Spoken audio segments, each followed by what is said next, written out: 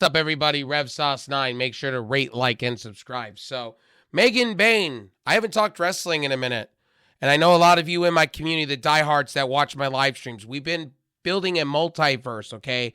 Gaming multiverse. Gaming is my main passion. That's what I started this channel on. Wrestling is second nature, or second to that. Same with sports and tech and all that. So, like I said to you guys before, gaming is first and foremost. I got burnt out talking wrestling recently, so I decided to take a break to build my following and beat my season passes and things like that. You know what I mean? So I just been very, very busy doing that stuff. And, wrestling's kind of taking a backseat. But a lot of you want me to talk about Megan Bayne, AEW. What are my thoughts on Tony Khan? And what's my thoughts on, Grand Slam Australia, and what do I think about it being? So there's going to be a lot of videos on the channel talking AEW. And by the way, I'm not an AEW fanboy, by the way, or a shill or anything like that. I talk wrestling. I talk WWE. I talk AEW, MLW, GCW, all of it. We've been talking throughout my live streams. Come check me out every day on everything, including this channel that you're watching this video on. We definitely go in depth when it comes to talking wrestling and everything to do with it. So, like I said, and it's not just wrestling. We talk tech, sports, gaming, and all that stuff. Anyway, let's get into talking about Megan Bayne for a second. Megan Bayne was under an AEW developmental contract, supposedly, when Dark was around, and she got signed for a multi-year deal, I guess, at that time. Then she kind of blew back at AEW saying, no, I wasn't really signed. I'm a free agent. Then she blew back on that, saying she was signed with Stardom, and her contract was running out, and then she was going to commit to AEW, and then she was not committing to AEW, and then she was going to be part of Mariagawa's Marigold and all that shit, and Ogawa, and then go do what Julia did and show up in NXT and be part of this big four staple that they had, the new horsewomen thing that they got 2.0 in 2025, 2024, 2024 into 2025, and then all this shit. And now it's, I guess, pure appearance, or it's going to be she signed a new multi-year deal and they signed on the dotted line finally. And AEW needs somebody like this. Seriously, they need a Megan Bayne right now. They honestly need like a Jordynne Grace too. I would say Jordynne Grace, but Jordynne Grace looks like she's going to be WWE bound.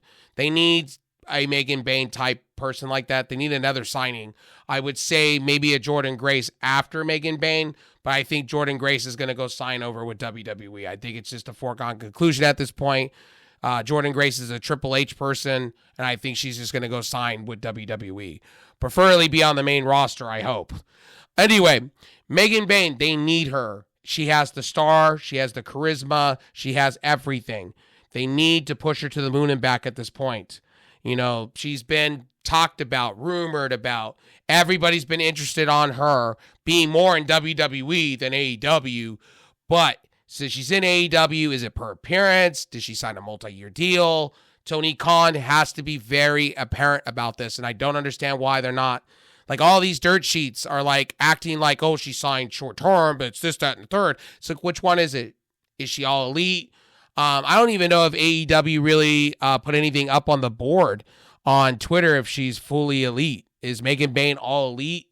Did they already put that out there? Maybe at the time of this video, somebody will tell me in my comment section. Oh, yeah, they put the graph up of her being all elite. So who knows? And supposedly she signed a developmental contract for multi-years, and then now they're making it official, a real contract. Who knows, man? Like, AEW's been acting weird lately.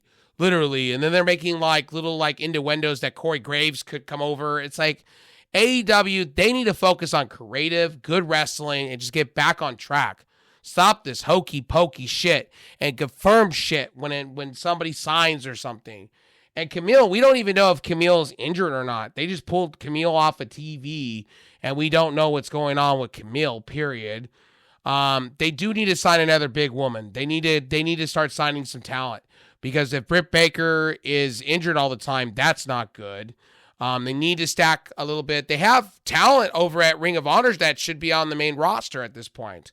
I really do think Athena should be on Dynamite at this point. I think Athena should lose the belt at some point.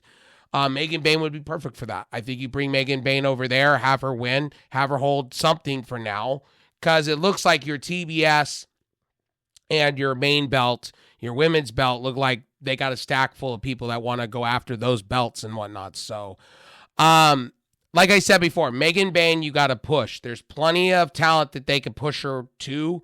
Maybe you do homegrown talent, jobbers, and maybe you have her build her up, kind of like how Stevie Richards was talking about on his show about Penta. Maybe you build Penta that way up, or for instance, Megan Bayne, you do the same shit, same principle as he was just, describing on his video recently. I think it came out yesterday. And I just think, honestly, that's what you should do with Megan Bayne. You need to build Megan Bayne as an attraction. She is basically the AEW's version of Rhea Ripley at this point. She's got the look. She's got the charisma. She's got the, literally the ancient Egyptian chick thing going on. And I think, honestly, if they want to work on that and build her into an ancient Egyptian mommy, they can have like little pharaohs, and they could do a whole bunch of things with her. I think keep her where she's at, build her up slowly, make her number one. AEW has a chance to not fuck up this time. And I think personally, if you're Tony Khan, build this person up. You have Mariah May. You've done some good things with her. You've done good things with Toni Storm. I think you need to re-rope in Diana Peraza. You signed her for all this money, and you've really had her not win anything. She hasn't won anything.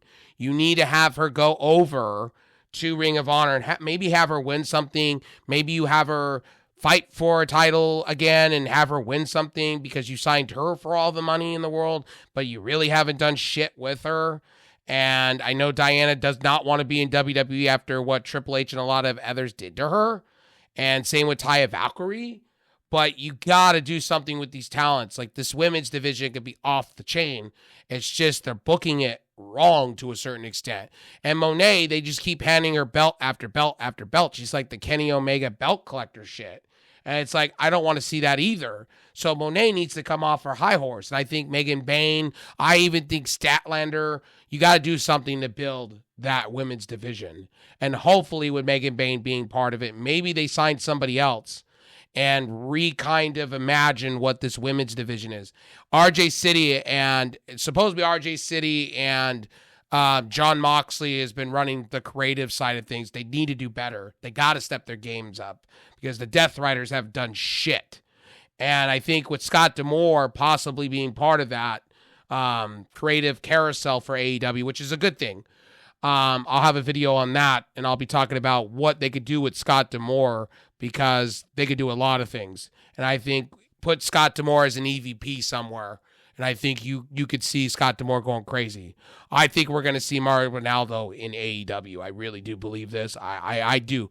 I think we're going to see a little bit of a promotion, maybe kind of them doing a deal, kind of like TNA to WWE, maybe, because they just signed a multi-year new deal. So anyway, my name is RevSauce9. Hope you enjoyed this video. Hope you enjoyed my thoughts on Megan Bayne's debut. I'm just going to say Megan Bayne is the shit. I've been watching her for a long while.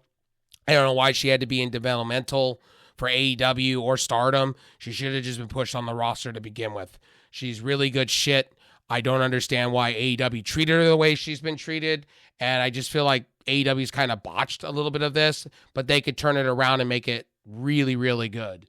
I think Megan Bayne is in a good spot, but I do think if the booking doesn't do right for her, because the problem with AEW right now is the booking. If they can't get it right, she's just going to flounder in purgatory. Kind of like how Camille is right now. Camille, what are we doing with her? Is she hurt? Not hurt? You brought in Julia Hart. You got all these people coming back, but you have no purpose for them. You got to figure it out. AEW, you got to figure your shit out with creative.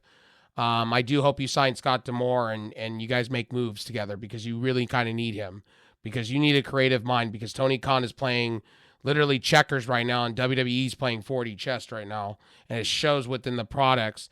And kind of MLW's kind of stepping their game up next to TNA a little bit. So AEW's got to start being concerned because other products are stepping their game up at the moment. Anyway, my name is RevSauce9. I'll see you guys in the next video. Peace.